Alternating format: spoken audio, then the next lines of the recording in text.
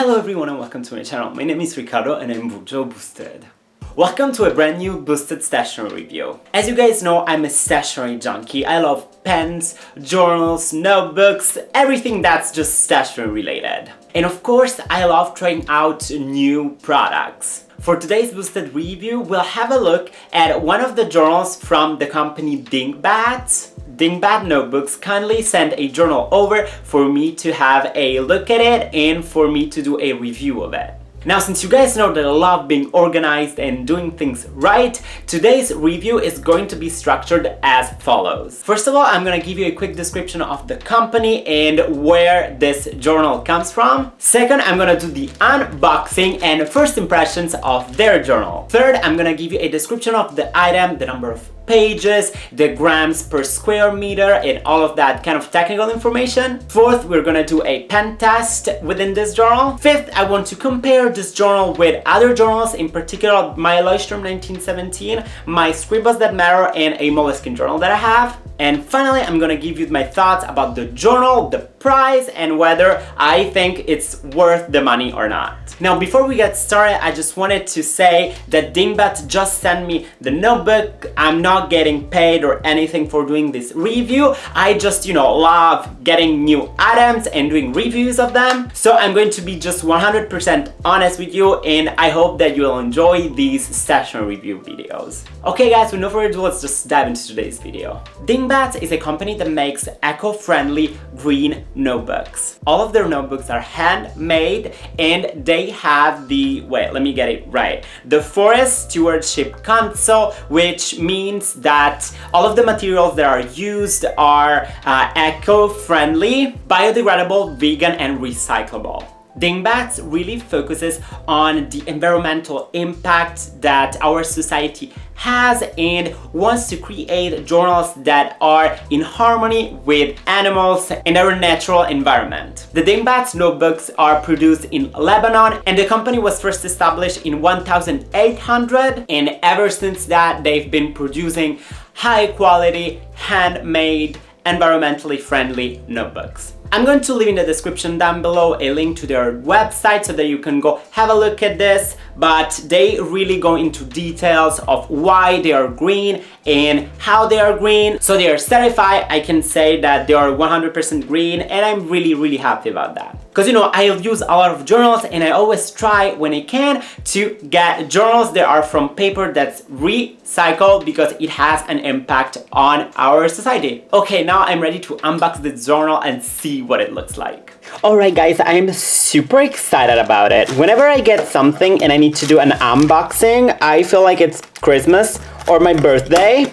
So yeah, this is unopenable.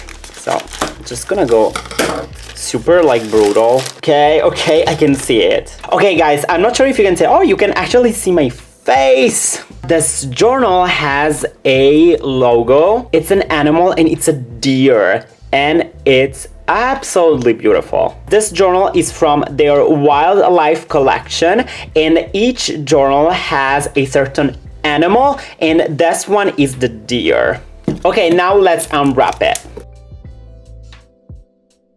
If we have a look at this, you can see the FSC logo. That means that's environmentally friendly. So the very first thing I noticed when I open it up is that it feels so large. It feels so much larger than any other notebook that I own. In my opinion, that's just a very good point. Then I absolutely love the way it feels under my hands. It's not leather, of course, but it feels super great and super smooth. So just by looking at it and holding it in my hands, it does feel high quality. Now, before we open it up, I'm gonna give you some information about the journal. So the journal is A5+, which means that's a little bit larger than a normal A5 notebook. We're gonna compare it in a moment to my other notebooks. It's got 192 pages, which makes up for 96 sheets. It is dotted, it's got perforated pages, and 100 GZM cream paper. For those of you who are wondering, GSM GM stands for grams per square meter, and basically it tells you how thick the paper is. The more the grams per square meter, the less you'll have bleed through and the more resistant the paper will be. And compared to the other notebooks, 100 GSM is very good. Okay, now it's time to open the notebook. First thing that I notice is that the elastic band is super elastic and it looks like super resistant to me. Like, this guy is going to stay closed, which is great. As we open it up, whoa, it's got this design. I'm not really sure what these things are. You've got this small area for you to fill in. Now, the notebook doesn't have an index or other like extra pages like the LT1917 or the Scribbles That Matter. You jump directly into the notebook.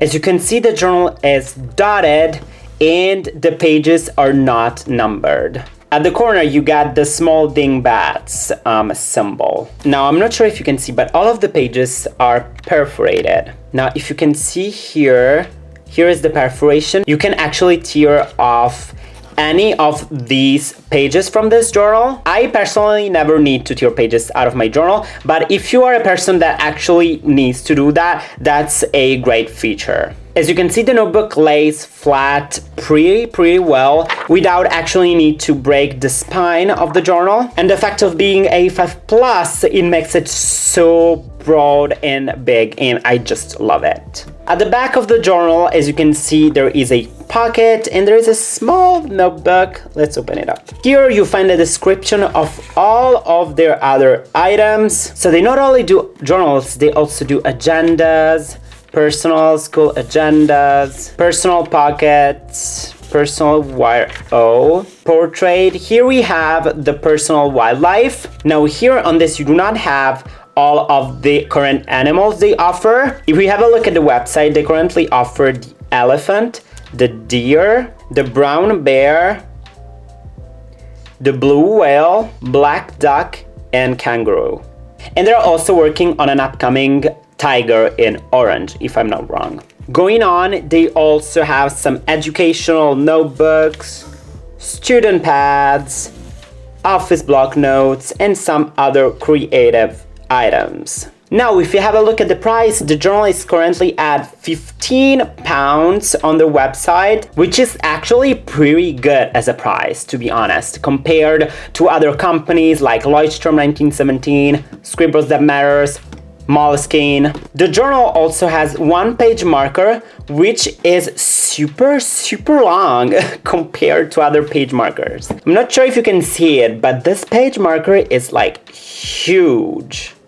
Like, there is no way you can actually lose the page. They also have a pen loop, and I'm pretty excited to try the pen loop out. For the pen loop test, I'm going to use my Unipin fine liner, which is my everyday pen. So the pen can get in pretty easily. You can close the journal and it works just perfectly, to be honest. The journal is new, but as you can see, I can put it in pretty easily. Super practical. I'm happy about it. And as for the pocket, as you can see here, it's got a different color. It's black here on the side. Besides that, it looks just like any other pockets. Got the same design in it. Alright, we are ready for a pen test.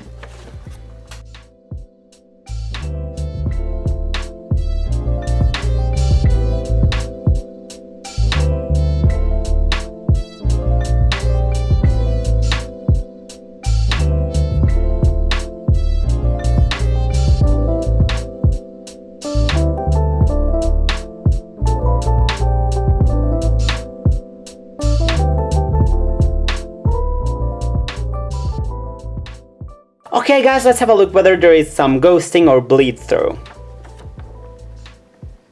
Wow, I'm very happy about this journal. especially because the Stabilo pastel highlighter didn't bleed through. If you watched my latest new bullet journal plan with me video, you know that these guys that bleed through like a lot in the LT1917, and as you can see here, there is absolutely nothing here. So 10 out of 10 for the pen test. For our comparison, I'm gonna bring my LT1917, my Scribbles That Matter journal, and my Moleskine journal. First of all, let's compare the size.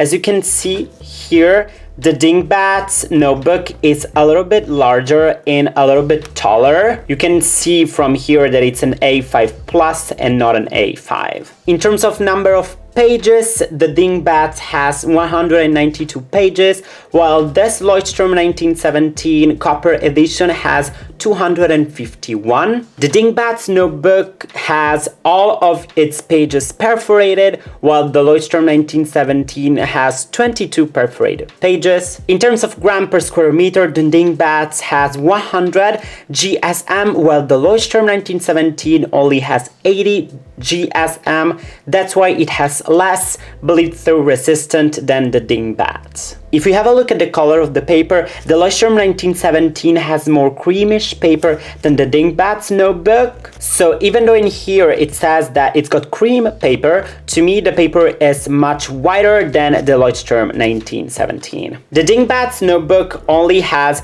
one page marker, while the Leuchtturm 1917 has two, which is a good point. The elastic band looks far more resistant in the Dingbat notebooks than in the Leuchtturm 1917, even though this one is a brand new journal. As you can see here, if I try, this one is much more resistant. The Dingbats notebook has a pen loop, while the Leuchtturm 1917 has not. Leuchtturm 1917 comes with index and numbered pages, while the Dingbats doesn't have an index and no numbered pages. The Scribbles That Matter journal, just like the Leuchtturm 1917, is a little bit smaller because it's A5 and the Dingbats is A5 plus. In terms of pages, the Scribbles That Matter has 185 pages, so less pages than the Dingbats notebook. It has no perforated pages and it is 100 GSM, just like the Dingbat. As for the pen loop, the Scribbles That Matter used to have a pen loop, but I'm really sad to say that the pen loop didn't last that long and I actually had to cut it off of the journal because it just broke. The Scribbles That Matter journal has two-page markers, just like the Leuchtturm 1917. I would like to highlight the fact that the Scribbles That Matter journal looks so much bigger compared to other journals, but it actually has less pages. And I think that that's because of the cover, because the cover is kind of like big and